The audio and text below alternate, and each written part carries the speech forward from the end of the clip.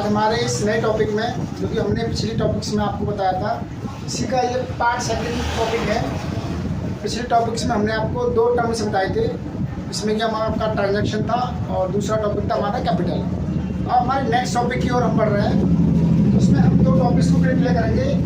एक है हमारा एसेट्स और दूसरा हमारा है लायबिलिटी।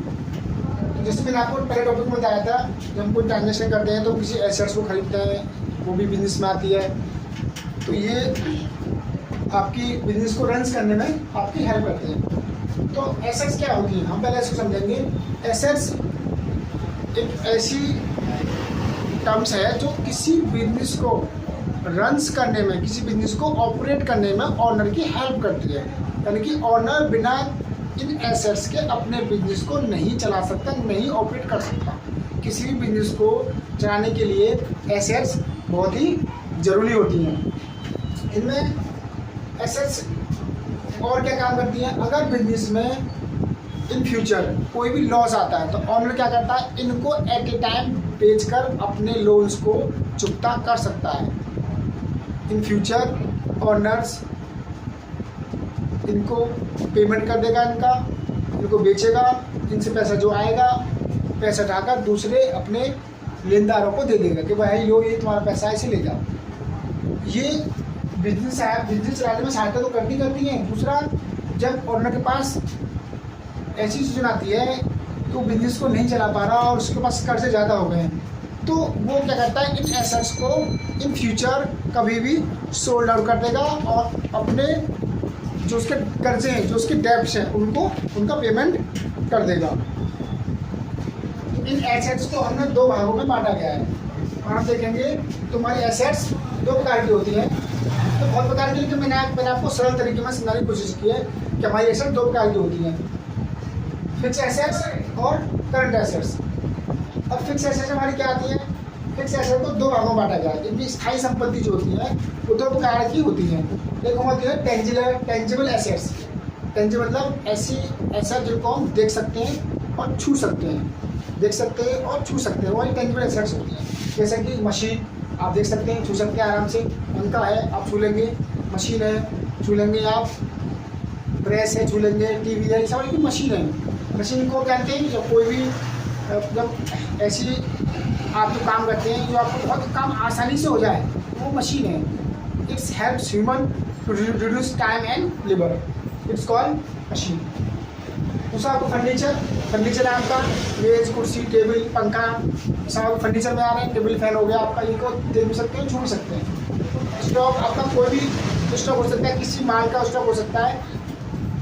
आप गारमेंट्स का काम कर रहे हैं तो आपको कपड़े, क्लॉथ का स्टॉक हो सकता है। अगर आप मशीन कर रहे हैं तो मशीनों का स्टॉक होगा ना। आपके पास साइकिल की दुकान है, साइकिल का, मोटरसाइकिल है तो मोटरसाइकिल के स्टॉक भरे रहते हैं, ताकि कोई भी जब बिजनेस करता है तो वो 1-2 माल नहीं रखता, वो बहुत सारा स्टॉक रखता है, ताकि फ्यूचर में अगर ऐसी सिचुएशन आ जाए तो उसे एक साथ होलसेल माल बेचना पड़े तो वो कहाँ से लेकर आए, तो मतलब स्टॉक इतना स्टॉक रखता है।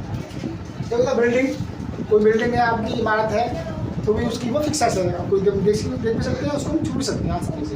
एक लैंड आपकी ज़मीन है, धरती है, तो उसको आप देख सकते हैं, छू सकते हैं। ऐसी टेंजिबल एसेट्स जिसको आप देख सकते हैं, छू सकते हैं, हमारी टेंजिबल एसेट्स में आती है। और भी बहुत सारी होती है, कंप्यूटर हो गया हमारा, कंप्यूटर देख सकते हैं, उसमें मोटरसाइकिल हो गई देख सकते हैं, इक्विपमेंट हो गए, यंत्र हो गए, टूल्स हो गए, तो बहुत ऐसी चीज़ें आप जिनको दे सकते हैं। तो ऐसी कोई वस्तु जिसको आप देख सकते हैं, छू भी सकते हैं, और हमारी एसेट्स होती है। ऐसी कोई भी वस्तु सब देख सकते हैं, छू भी सकते हैं। ये हमारा पेन है, ये भी एक तरह की एसेट्स है, क्योंकि इससे हमारा बिजनेस चल रहा है, हेल्प्स कर रहा है और उससे हम पैसे कमा रहे हैं। एसेट से हम बिजनेस कमाते हैं, बिजनेस में यूज़ करते हैं और उससे हम पैसे कमाते हैं।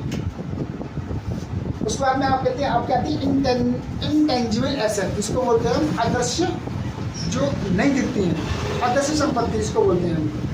इनटेंजिबल एसेट ऐसी संपत्ति जो हमें नहीं दिखती हैं, केवल उनको महसूस किया जा सकता है, ना आप उन्हें छू सकते हैं, ना इन्हें देख सकते हैं, केवल आप उनको क्या होता है महसूस कर सकते हैं। जैसे गुडविल क्या है, गुडविल एक व्यापार का एक अच्छा नाम है, एक पुराने हमारा कमाया हुआ ईमानदारी, हम ईमानदारी से काम कर रहे हैं या हम बहुत ही हार्ड वर्क कर रहे हैं, तो लोग हमें देख रहे हैं, हमें पहचान रहे हैं कि भाई ये व्यक्ति बहुत अच्छा है, ईमानदार है, तो इसका नाम बहुत अच्छा है। जिसका नाम अच्छा है, इसकी मार्केट में पॉपुलरिटी है, वो फेमस हो गया है, उसकी फेमसिबिलिटी है, तो वो क्या उसकी वो गुडविल बनी हुई है।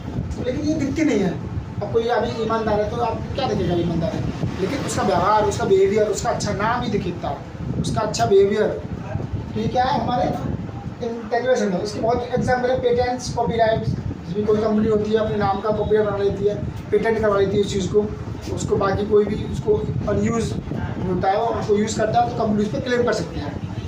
तो हमारे एसेट्स हो गई। मैंने आपको 2 एसेट्स बताई, फिक्स एसेट्स और करंट एसेट्स। फिक्स एसेट पर एक डेप्रिसिएशन भी चार्ज होता है। जब कोई मशीन, ये फिक्स एसेट्स हैं, चलेंगी, चलते उनकी कैपेसिटी में कोई भी डिडक्शन होता है तो वो क्या कहलाता है, डेप्रिसिएशन कहलाता है। तो डेप्रिसिएशन जो लगता है हमेशा बच्चों, वो लगता है आपका फिक्स एसेट्स पर। करंट एसेट्स पर आपका कभी भी कोई भी डेप्रिसिएशन नहीं लगता। तो अब आते हैं हम अपने करंट एसेट्स की। करंट एसेट्स कौन कौन सी होती हैं? इन्वेस्टमेंट रहा, कैश रहा, बैंक रहा, बीआर रहा। करंट एसेट्स मतलब है इनका मूल्य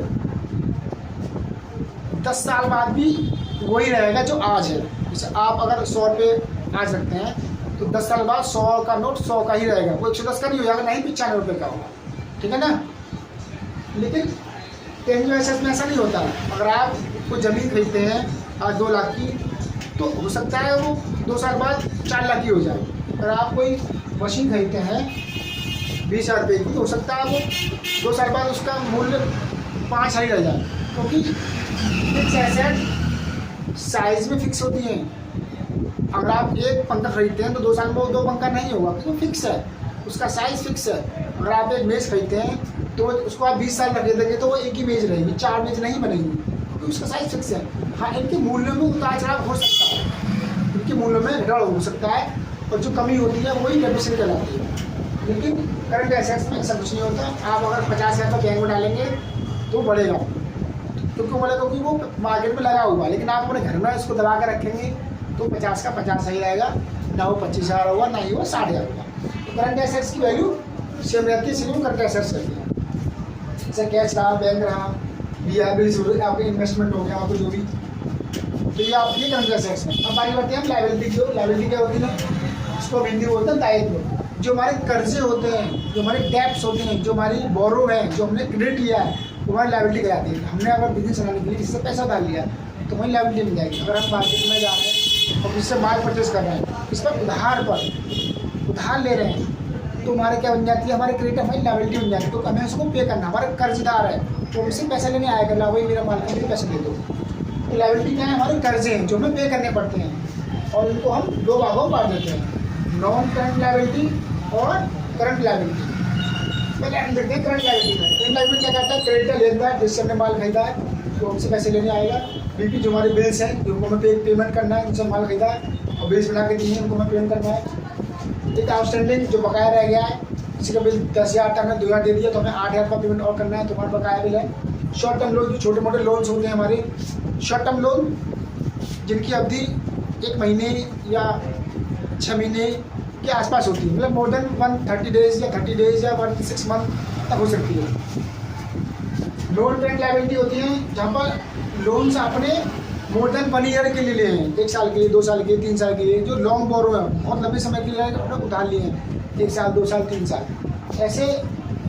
ऐसे लोन्स आके उसमें आते हैं हमारे करंट लायबिलिटी में, नॉन करंट लायबिलिटी कराते हैं। तो लॉन्ग टर्म लोन रहा, लॉन्ग टर्म लायबिलिटी रही, लॉन्ग टर्म बोरो, जो उधार हम लंबे समय को उधार लेते हैं। तो इस वीडियो में हमने आपके 2 टॉपिक क्लियर किए, 2 टर्म्स कर दिए, एसेट्स और लायबिलिटी। इस वीडियो को ज़्यादा से ज़्यादा शेयर करें, कमेंट करें और हमारे चैनल को सब्सक्राइब करें, ताकि हमें और मोटिवेशन मिल सके अच्छी नए टॉपिक्स को लेने आने का। और हमें आपकी सहयोग की बहुत ज़रूरत है।